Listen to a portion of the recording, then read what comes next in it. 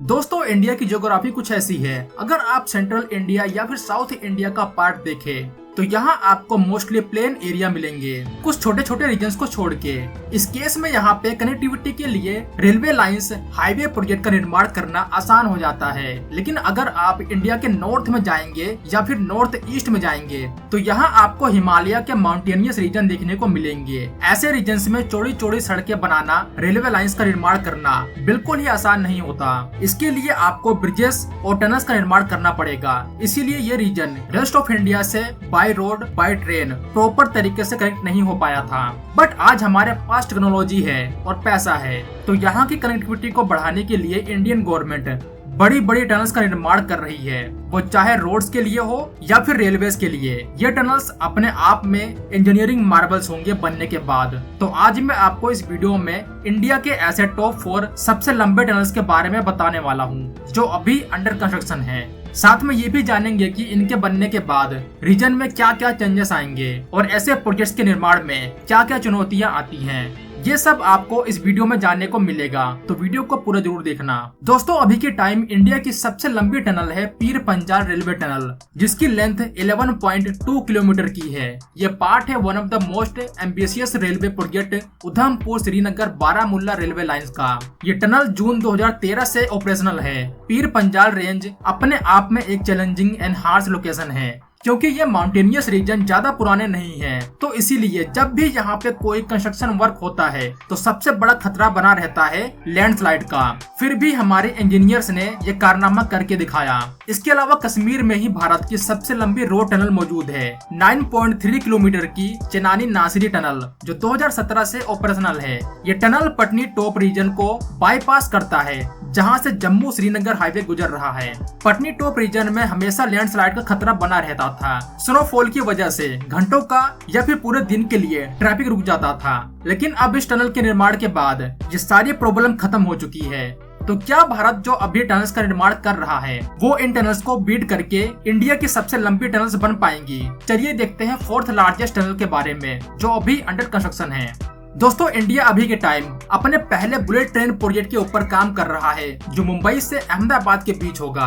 508 kilometre के इस root में ऑलमोस्ट 92% रूट एलिवेटेड होने वाला है, 2.6% का रूट ग्राउंड पे होगा और 5.3% का रूट अंडरग्राउंड होने वाला है। अगर मैं किलोमीटर के हिसाब से काउंट करूं तो 468 किलोमीटर का रूट एलिवेटेड होने वाला है, 13 किलोमीटर का रूट ग्राउंड पे होगा और 27 किलोमीटर का अलाइनमेंट अंडरग्राउंड होने वाला है। इस अंडरग्राउंड अलाइनमेंट में सबसे बड़ी टनल बिल्ड की जा रही है थाने क्रीक में, जिसके ऊपर हम बात करने वाले हैं। अगर आप मैप में देखें तो इसका अलाइनमेंट सीधा इस तरह से नहीं है, बल्कि ये घूम के थाने से होते हुए बीकेसी से कनेक्ट करेगा। अगर इस रूट को डिजाइन करने वाले चाहते तो इसको विरार से सीधा बीकेसी तक लाया जा सकता था, बट थाने एक इम्पोर्टेंट लोकेशन है और ये नवी मुंबई के क्लोज भी हो जाता है, तो यहाँ से अलाइनमेंट को ज्यादा प्रायोरिटी दी गई। अगर रूट को सीधा विरार से बीकेसी की तरफ बिल्ड किया जाता तो इस सेक्शन पे शायद एक ब्रिज का निर्माण होता या फिर एक टनल का, जो कि थाने क्रीक से लंबी टनल होने वाली थी। जबकि थाने क्रीक में 7 किलोमीटर के टनल का निर्माण किया जा रहा है।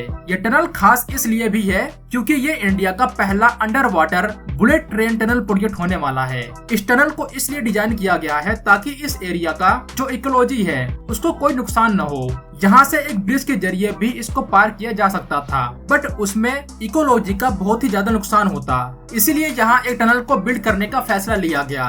टनल को बिल्ड करने के लिए 3 टनल बोरिंग मशीन का यूज किया जा रहा है। टनल की गहराई 25 से 65 मीटर की हो सकती है। इस वेरिएशन के पीछे कुछ फैक्टर्स हैं, जैसे सी बेड की कंडीशन कैसी है और मरीन ट्रैफिक से सेफ डिस्टेंस कितना हो सकता है। ये टनल सिंगल ट्यूब डिजाइन है, जिसका डायामीटर 13 मीटर का होने वाला है, जिसमें 2 ट्रैक का निर्माण होगा।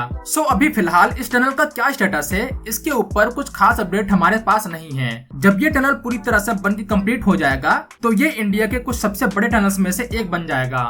इसके बाद हम चलते हैं सीधा नॉर्थ ईस्ट इंडिया में। नॉर्थ ईस्ट में मणिपुर इंडिया का एक खूबसूरत राज्य है।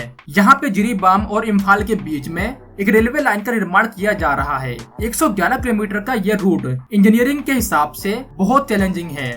इसका रीजन है यहाँ की ज्योग्राफिकल लोकेशन। माउंटेनियस रीजन होने की वजह से कोई भी इंफ्रा प्रोजेक्ट वैसे भी चैलेंजिंग हो जाता है। उसके ऊपर से यहाँ जब टनल्स का निर्माण हो रहा हो तो ये चैलेंज कई गुना बढ़ जाता है, और खास करके जब टनल्स की लेंथ 10.2 किलोमीटर की हो। इस टनल का निर्माण 2013 में स्टार्ट हुआ था। जो कंडीशन है यहाँ की, उसको देखते हुए न्यू ऑस्ट्रियन टनलिंग मेथड का यूज किया जा रहा है इसको कंस्ट्रक्ट करने के लिए। 10.2 किलोमीटर का जो मेन टनल है, उसके अलावा यहाँ एक 8 किलोमीटर के सर्विस टनल का भी निर्माण किया जा रहा है, और ये जरूरी भी होता है। जितने भी बड़े टनल्स का निर्माण किया जाता है उसके साथ में इमरजेंसी या फिर सर्विस टनल का निर्माण भी किया जाता है, ताकि अगर कुछ भी अनवांटेड इंसिडेंट होता है तो दूसरे टनल का यूज किया जा सके इमरजेंसी के सिचुएशन में। वैसे ये एक single line broad gauge tunnel है। अगर मैं इसके करंट स्टेटस की बात करूं तो 2023 के एंड तक इसको पूरी तरह से बिल्ड कर लिया जाना था, बट अभी तक ऑफिशियल जानकारी हमारे पास नहीं है रेलवे की तरफ से। लेकिन ये माना जा रहा है कि इस साल के एंड तक या फिर 2025 के स्टार्टिंग में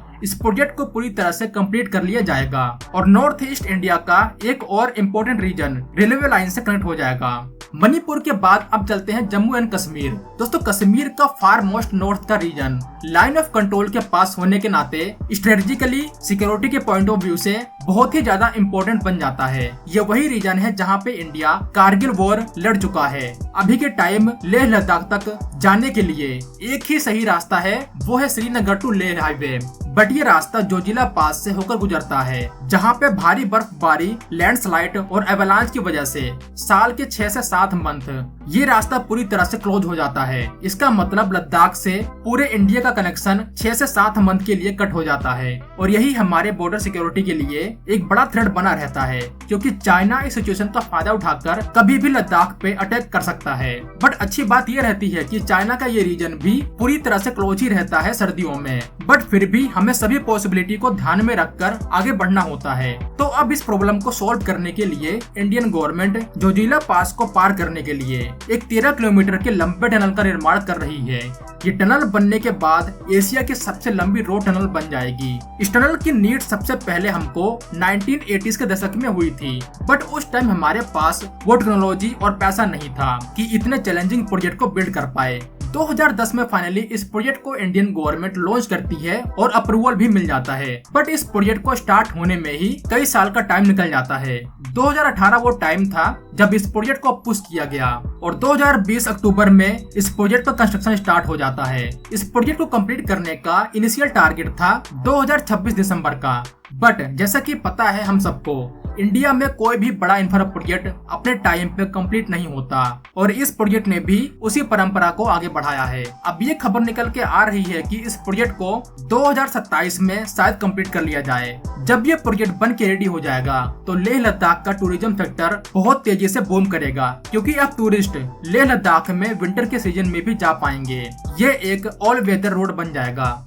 कश्मीर के बाद हम चलते हैं उत्तराखंड, जिसको देवभूमि या फिर देव की नगरी भी कहा जाता है। ये राज्य हिमालयन माउंटेन रेंज में आता है, और यहीं पे हिंदुइज्म से जुड़े हुए बहुत से पवित्र स्थल मिल जाएंगे। रिलीजियस टूरिज्म इस राज्य की इनकम का one of the main source रहता है।